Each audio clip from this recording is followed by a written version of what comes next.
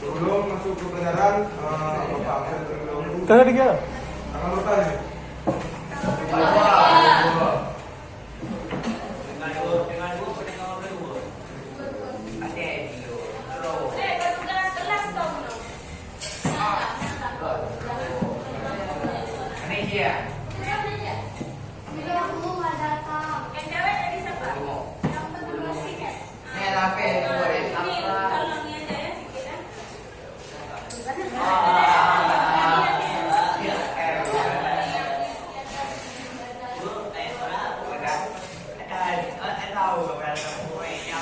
Ada Murtazani,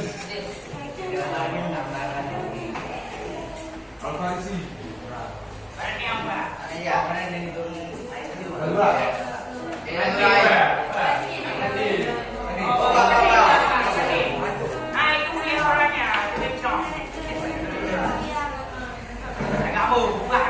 Alfi Rahmatillah,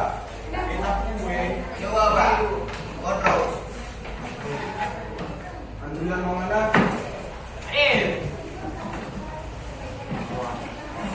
Arif Tawar,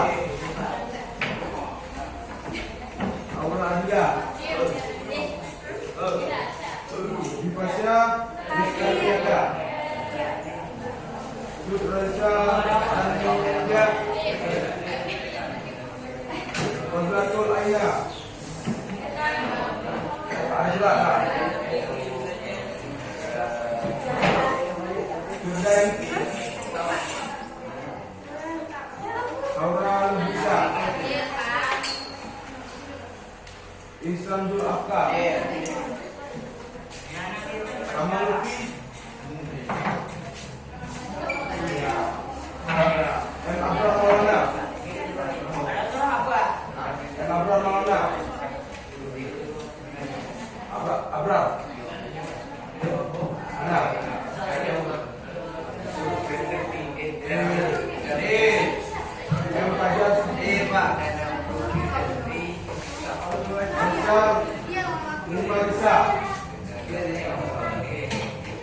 Masa Rusok, Nina Ahmad, Nina Alia Kona, Nasya Amelia, Nur Asia,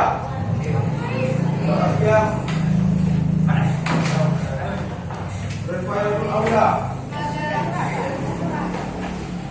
Reza Asamran, Islam Firdaus, Saskia Faradila, Zulfi Afrika, Sultan Al-Faruqi, Syifa Humaira, Yolanda Zura, Nurul Huda,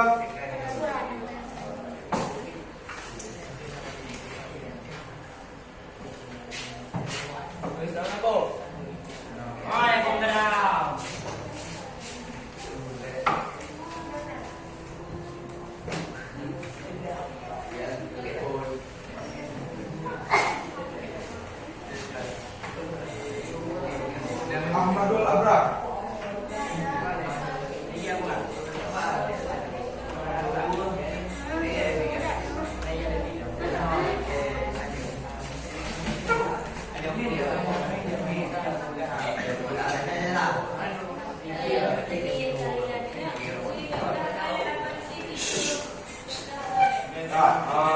hari ini kita akan mempelajari tentang sejarahnya masuk pasukan Islam di Indonesia. Sebelumnya ada yang tahu nggak? Sebelum kita masuk ke teori sejarah pasukan Islam Indonesia, ada yang tahu teori minggu belakang tentang sejarah yang indah? Ada yang tahu? Ada yang tahu ada beberapa teori tentang masuknya yang muda di Indonesia? Ada yang tahu? Tunjuk tangan. Hah? Apa? Itu maksudnya Islam, yang muda. Yang di belakang, sebelum maksudnya Islam. Teori warisan, teori kesatuan, teori teori Eropa? Teori ini dikemukakan oleh Ken Jeong didasarkan pada alasan bahwa motivasi terbesar datangnya bangsa India ke Indonesia adalah beragama. Yang lain? Apa lagi? Selain teori Indonesia? Apa lagi? Selain teori Indonesia ada teori apa? Hah? Apa? Teori apa? Teori apa? Ada catat tak? Buka buku dulu. Teori apa lagi? Apa? Kesatria apa lu? Teori apa?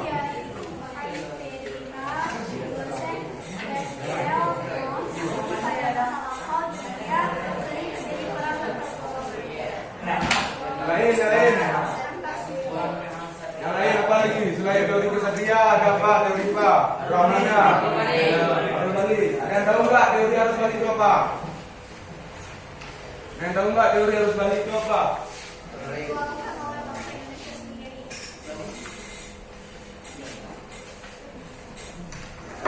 Hari ini kita akan masuk tentang sejarah Islam di Indonesia.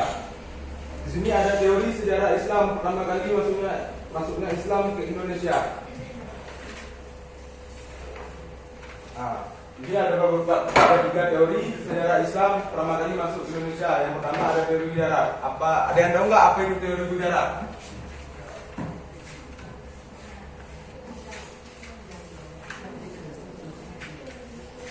Ya, sebelum kita belajar, siapa pikir ini? Tolong buku paket. Lupa. Buku paket.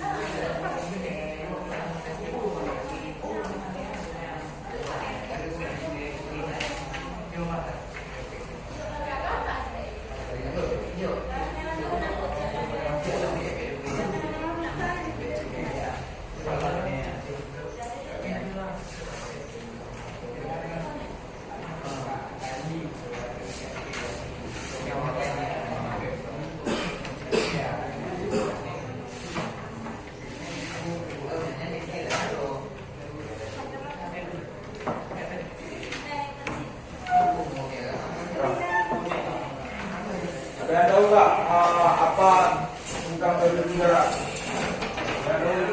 Coba kita ada tahu nggak?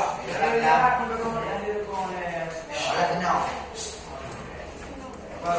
Udara.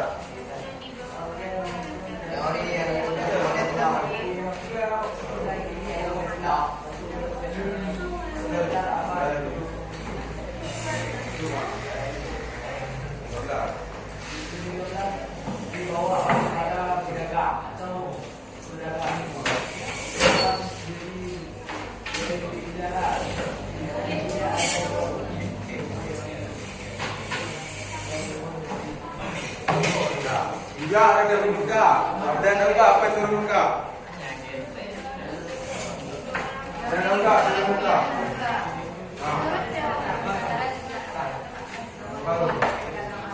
Belum?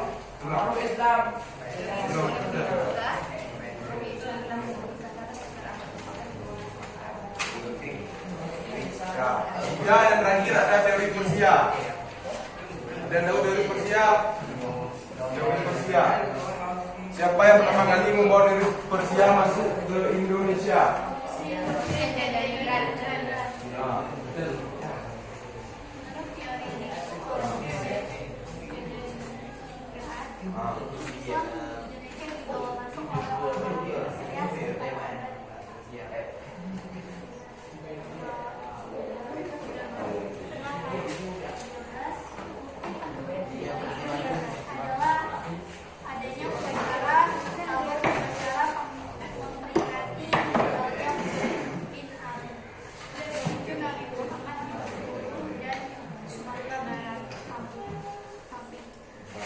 Bisa terlihat nih teori udara.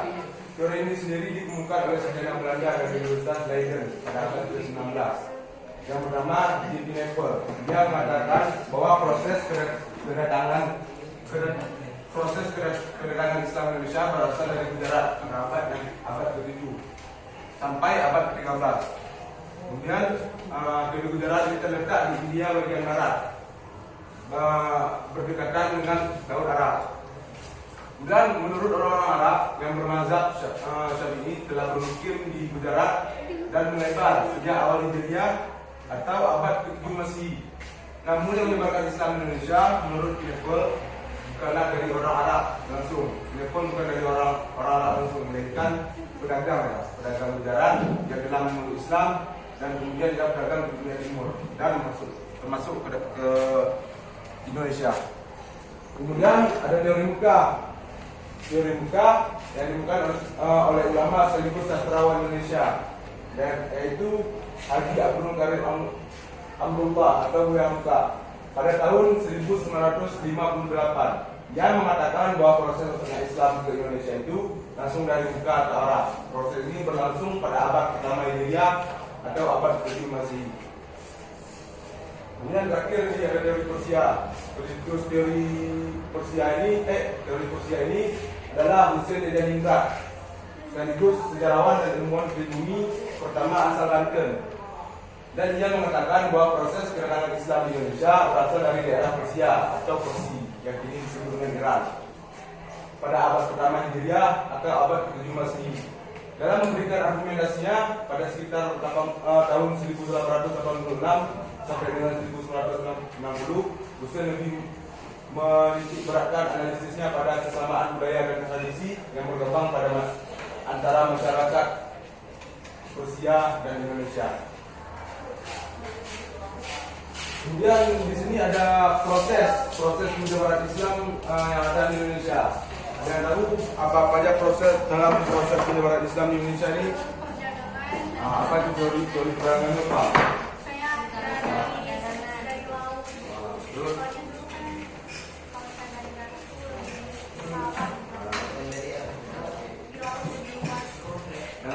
Selain teori perdagangan, apa perkawinan?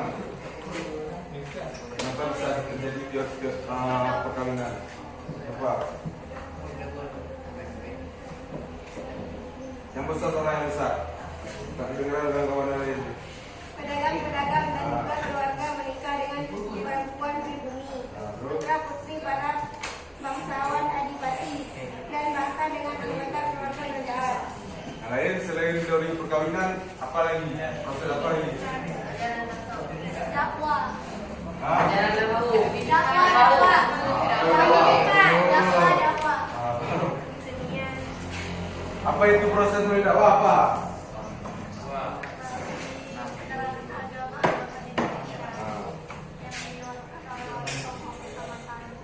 Kemudian yang keempat ada pendidikan. Di sini proses ini dilakukan dengan mendirikan pesantren. Pesantren ini guna memperdalam ajaran-ajaran Islam dan kemudian menyebarkan Islam. Kemudian ada melalui seni budaya. Proses Islam mengatakan media seni budaya ini seperti pergelaran wayang kulit. Nggak usah jauh bilang seperti yang di Aceh ada Lapai Geleng. Selain Lapai Geleng ada tari saman atau tari sedati. Itu kan proses masuknya Islam dari seni budaya. Kemudian yang keenam ada melalui tasawuf. Penyebaran Islam ini dilakukan dengan menyesuaikan pola pikir masyarakat yang masih berorientasi pada ajaran agama Hindu dan Buddha. Kemudian setelah itu kita akan masuk tentang kerajaan Islam yang ada di Indonesia. Ada tahu nggak kerajaan Islam pertama yang ada di Indonesia? Kerajaan Islam pertama yang ada di Indonesia. Siapa raja pertama? Sultan Pasai. Terus yang kedua ada apa lagi selain Kesultanan Samudra Pasai ada apa lagi? Kesultanan Aceh. Ada yang tahu yang cowok? Kerajaan Aceh Darussalam. Siapa raja pertama kerajaan Aceh Darussalam?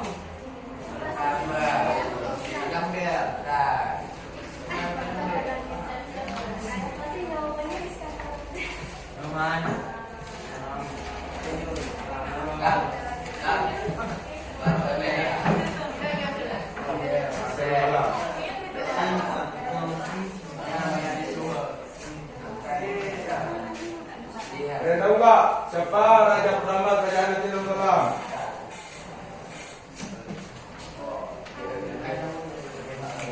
Ada yang tahu?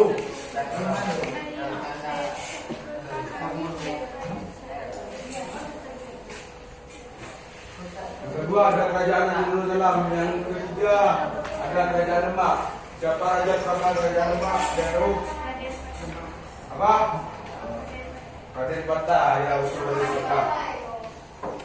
Kerajaan ini dipimpin oleh Raden Patah dan berdiri pada tahun 1478 yang memiliki daerah kekuasaan di daerah Demak. Kerajaan Demak merupakan kerajaan Islam pertama di Pulau Jawa.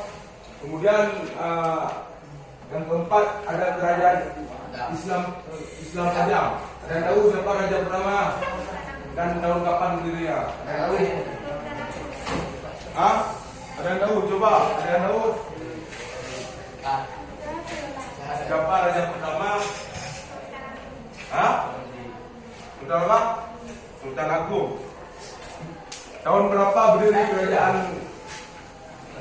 Islam Pajang ini? Tahun berapa? Ya, kita lihat kerajaan Islam Pajang ini didirikan pada tahun 1568. Dan daerah kekuasaan sendiri melingkup daerah bekas kerajaan Demak. Kerajaan Demak tadi dan sebagian daerah Jawa Tengah. Kemudian yang kelima adalah kerajaan Islam Mataram. Ada yang tahu siapa raja pertama di kerajaan Islam Mataram? Ada yang tahu? Silakan.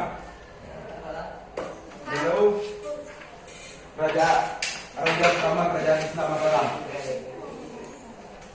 Yang tahu? Dan tahun berapa didirikan kerajaan itu? Yang tahu nggak? Baca buku lah, kalau baca buku. Baca buku. Buku ya. Coba lihat buku lah.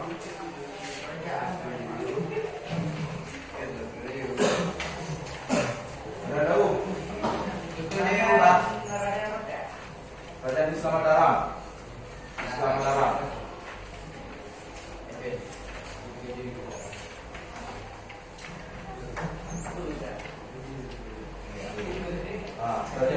terletak di Kota Gede, sebelah tenggara Kota Jakarta.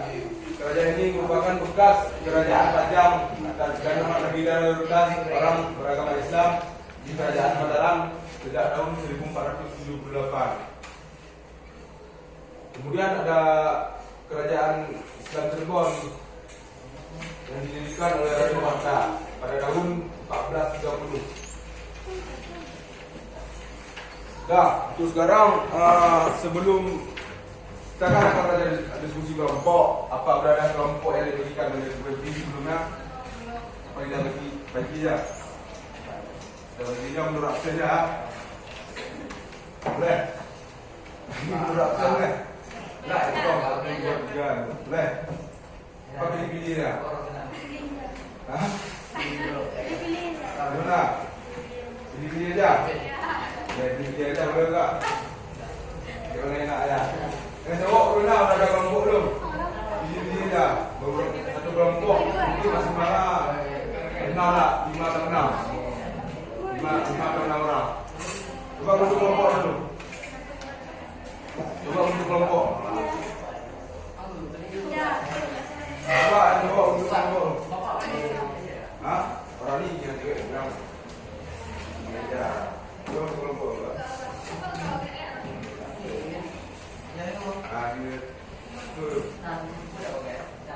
Untuk kelompok.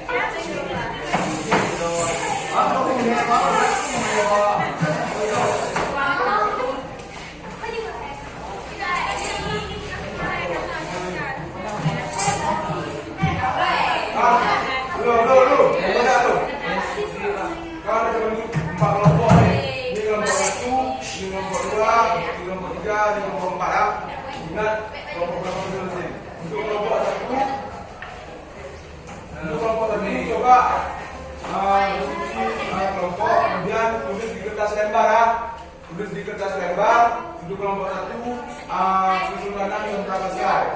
Tulis lokasi dan sumber sejarahnya, kemudian kondisi sosial politik kesultanan berapa slide. Halaman 205. Kemudian yang kelompok 2 tugas untuk kesultanan Aceh. Kesultanan Aceh, tulis lokasi dan sumber sejarahnya, kemudian keadaan sosial politik kesultanan Aceh ya. Kemudian yang kelompok 3 Kesultanan Demak.